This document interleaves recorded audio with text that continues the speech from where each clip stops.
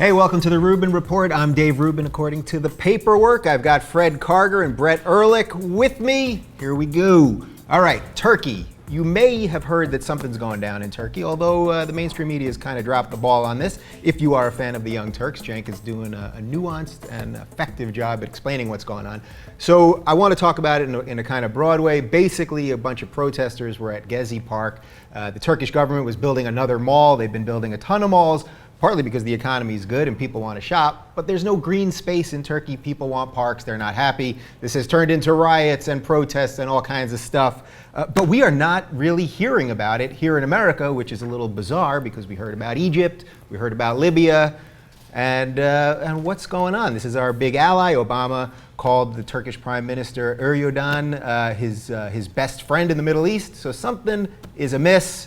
Fred, what's going on in Turkey, and why aren't we hearing about it? That's where I want to start on this. I think it's a sleeper problem right now, and I mean, if I were in Turkey, I'd be demonstrating. You can't even get a turkey sandwich in Turkey. Yeah, you were saying that earlier. You got to go to Greece. I mean, why can't you get a turkey sandwich? I don't know. I looked all over because I wanted a photo when I was there of me eating a turkey sandwich. But it's what's going on all over the Middle East right now, and it's a secular government. Yeah. It's a secular prime minister, and there are a lot of religious factions there, and I think it's a lot of other reasons. I don't think it's necessarily what the one issue is for more green space. I think he's got some serious problems, and we could see another downfall of another regime. Yeah, so before we get into the specifics of what's going on there, what do you think of the media coverage? As a media guy, it seems very bizarre to me that we're seeing like 30 seconds on CNN and then, O.J. Simpson again or something. I blame Syria.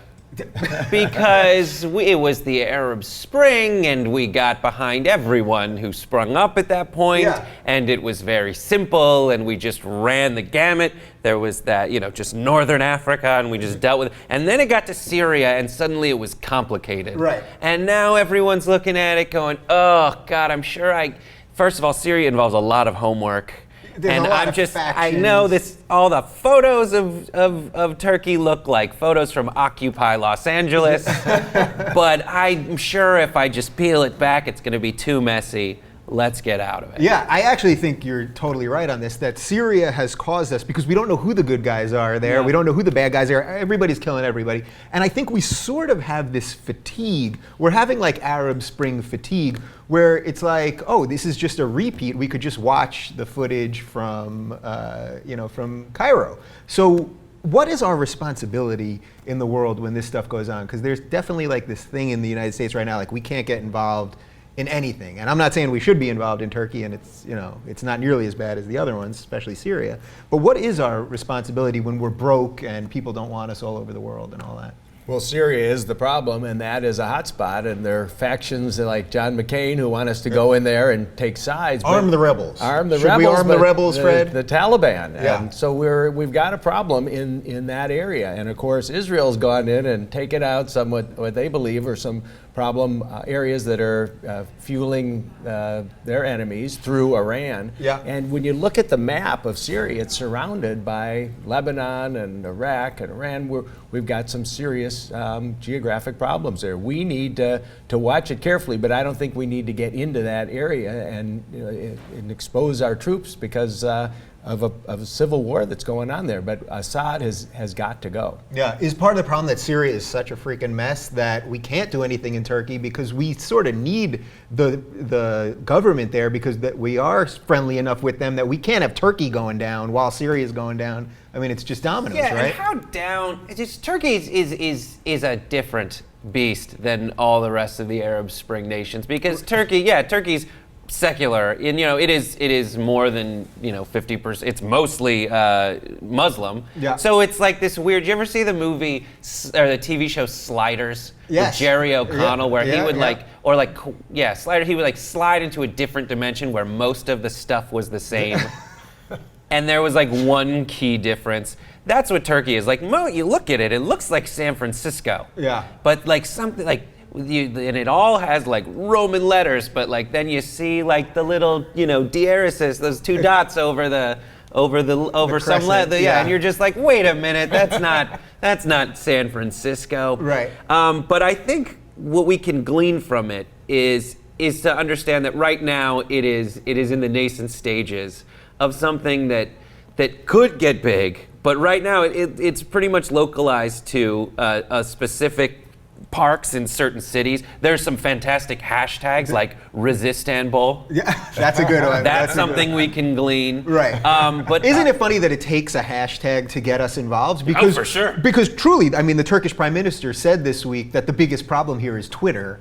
It has nothing to do with the government, but Twitter is causing unrest. You know? It's tough because when we think about like a nation somewhere in like a Muslim zone, we think of like, well, the big decision is how much power do we give a dictator? Because, otherwise there's a bunch of like really crappy factions that would all kill each other. Maybe it needs like someone to be just a jerk and a little bit bigger of a jerk. But like, Turkey's always on the cusp of being led into like these really big, awesome clubs that mostly Western nations are led into. Right, they're in NATO and they do behave in a mostly democratic way. Yeah. And yet they're not fully democratic because they're in a pretty crappy part of the world. Yeah, I was in Turkey a couple years ago, and I was on a tour because I'm a tourist, not a traveler. I'm a tourist. Yes. And I was fact-finding mission. Fact-finding mission. Like, where is an Arby's? Because I'm tired of your food. But no, this guy was like, we're really close to being led into the EU, except for like, the genocide thing. It's a little testy still. And he was like laughing. He's like,